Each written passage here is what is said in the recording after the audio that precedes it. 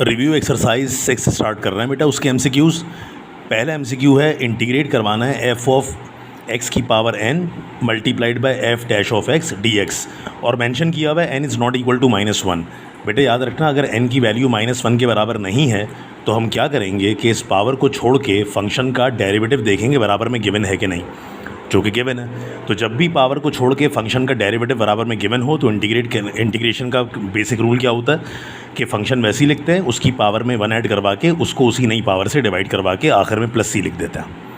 ठीक है, लेकिन बेटा अगर इसी तरह का सेम एमसीक्यू आए और उसमें वो लिख दे कि n इज़ इक्वल टू -1, यानी पावर जो है वो एग्जैक्ट -1 है, तो जैसे ही आप n की जगह -1 पुट करवाएंगे बेटा, तो अब ये काम तो कर नहीं सकते कि पावर में एक बढ़ाएं और नई पावर से डिवाइड करवाएं, क्योंकि जैसे ही नीचे लिखोगे -1 + 1 तो नीचे 0 आ जाएगा और पूरी वैल्यू अनडिफाइंड हो जाएगी। तो हम क्या करते हैं, n की वैल्यू -1 रखवा के फिर इस पूरे फंक्शन को डिनोमिनेटर में शिफ्ट करवा देते हैं। जब इस पूरे फंक्शन को डिनोमिनेटर में शिफ्ट करवा देंगे तो f ऑफ x की पावर -1 नीचे जाके बन जाएगा f ऑफ x।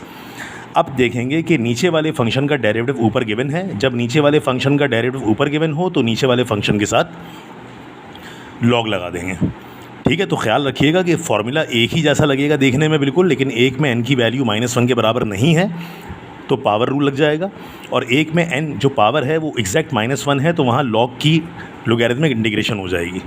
ठीक है, अच्छा तीसरा एमसीक्यू बहुत आसान है बेटा, वो यही कह रहा है कि x की पावर n dx है जबकि n -1 के बराबर है।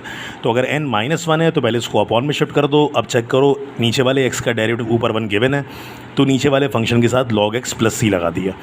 और अगर यहाँ पे n की वैल्यू -1 के बराबर नहीं होती तो सिंपल इसका इंटीग्रल क्या बन जाता, x की पावर n+1 अपॉन n+1। ठीक है, एमसीक्यू नंबर 4 बहुत आसान है बेटा, sin x cos x dx दिया हुआ है, तो मुझे बताइए sin x का डेरिवेटिव बराबर में cos x गिवन है। तो हमने क्या किया, जब sin x का डेरिवेटिव बराबर में cos x गिवन है तो हमने sin की पावर में 1 बढ़ा के उसको नई पावर से डिवाइड करवा दिया। 5वें एमसीक्यू में कह रहा है x² log e की पावर x²। बेटा देखो, सबसे पहले तो इसमें प्रॉपर्टी लगाओ log a की पावर b। तो जब log a की पावर b की प्रॉपर्टी खुलेगी तो ये बन जाएगा b log a। b यानी पावर पहले आ जाएगी, log a यानी log e वैसे ही रह जाएगा।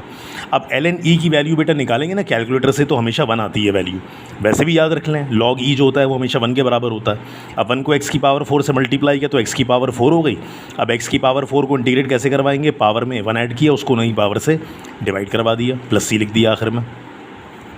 बेटा e की पावर ln x की पावर क्यूब है, तो याद रखना बेटा एक्सपोनेंशियल कांस्टेंट के ऊपर